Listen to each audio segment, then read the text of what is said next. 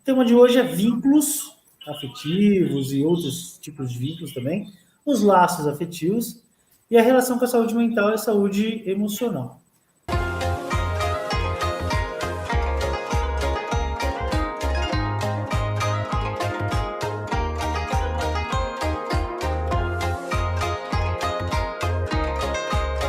Sejam bem-vindos ao canal. Quem não conhece, eu sou Elias, acupunturista aqui na região de Campinas, de Hortolândia, na verdade. Eu sou a Dani, farmacêutica integrativa. E o nosso convidado, Richard, por favor, se apresente novamente para o nosso pessoal aqui. Boa noite, todo mundo. É um prazer retornar. Meu nome é Richard Barros, eu sou psicólogo de formação. São 17 anos de formado. Numa prática clínica. A ideia era inicialmente falar sobre depressão, sobre a questão do setembro amarelo, que envolve um sofrimento, onde o sujeito chega a ter pensamentos e o ato contra a própria vida. E aí, ao longo da conversa, que para mim foi uma conversa extremamente afetiva, a gente falou muito sobre vínculos e laços e sobre a afetividade, né? E isso eu achei muito curioso e interessante, porque é possível falar sobre temas complexos de uma forma mais acolhedora. Então, quando as pessoas às vezes me perguntam assim, mas como é que eu abordo quando acontece tal coisa na minha família? Pegando o conceito lá do nosso mês, que se fala sobre um sofrimento, sobre autodestruição. Como é que se aborda isso? Aí eu falo, a primeira resposta é, burocraticamente não. Então, se você não tem estrutura para acolher, para ouvir, para acolher, não aborde, por favor. Porque a gente tem muito claramente nos relatos essas experiências.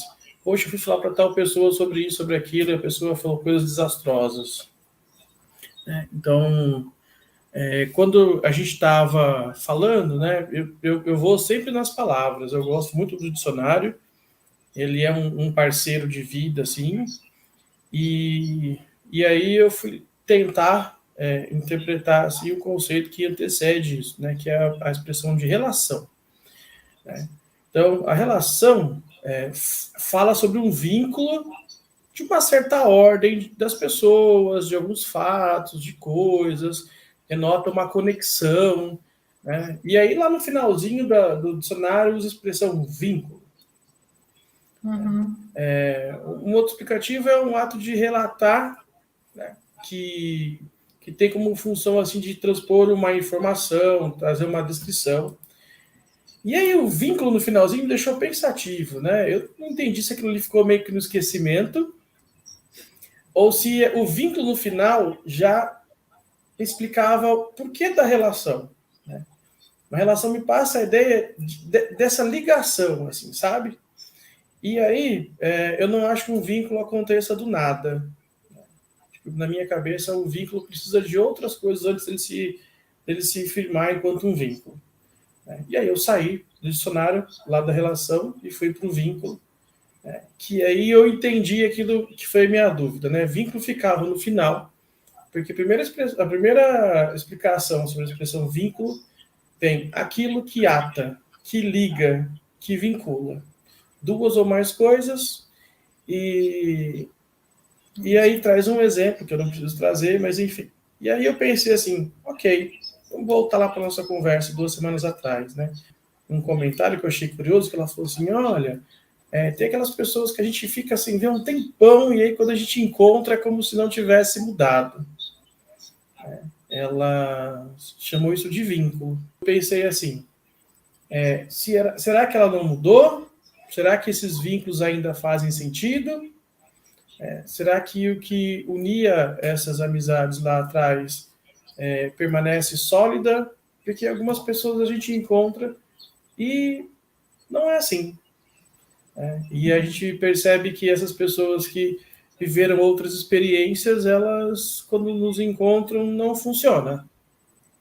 É verdade. E aí me pôs a pensar, e aí eu vim pensar na minha prática clínica. Né? Um fenômeno que não é o mais comum, mas é muito comum, são dos pacientes que saem da análise e depois de um tempo voltam. Eu espero que todos que um dia voltarem, se voltarem, eu consiga ver imediatamente assim as mudanças, né? Aquilo que eu não conhecia. Porque um novo vínculo não continua do lugar que a gente parou.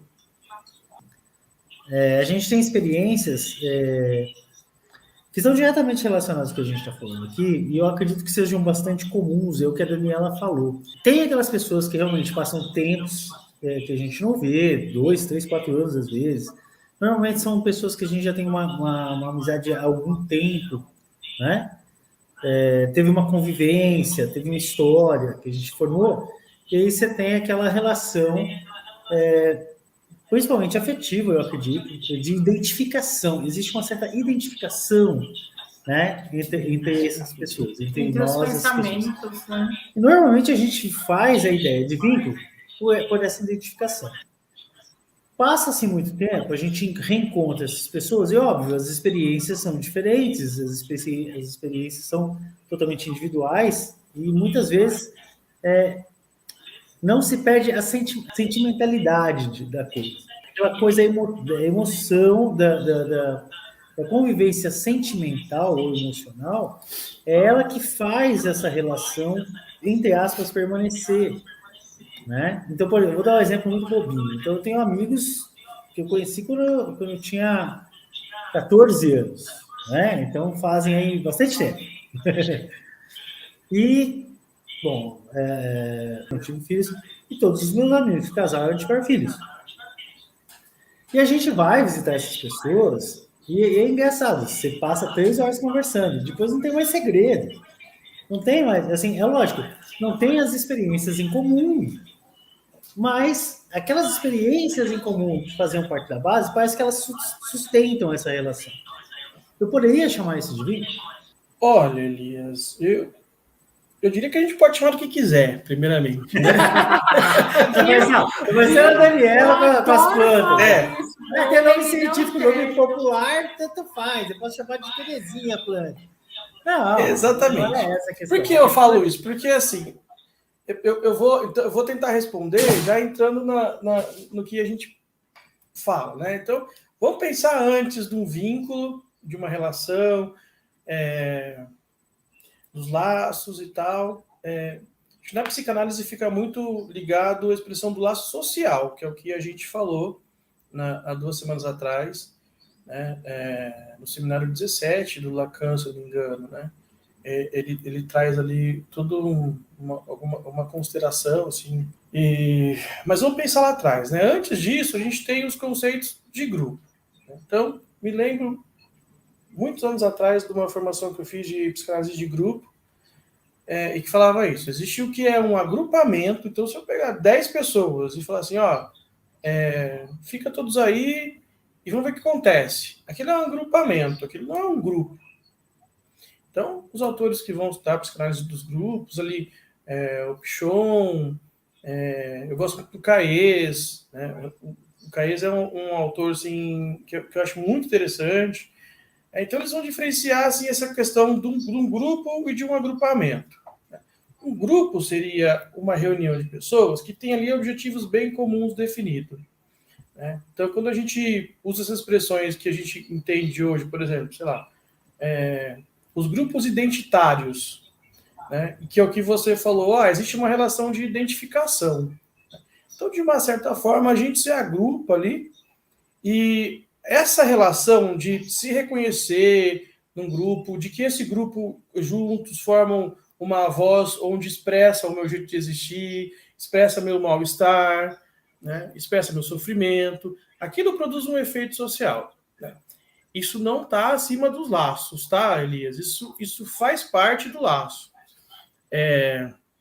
Então, dessa forma, a gente pode pensar assim, conforme a gente vai pensando essas organizações, a gente pode ir colocando significantes nesses agrupamentos que vai surtindo um outro efeito. E aí você falou de uma coisa que é o que eu penso. Assim, não dá para garantir que os reencontros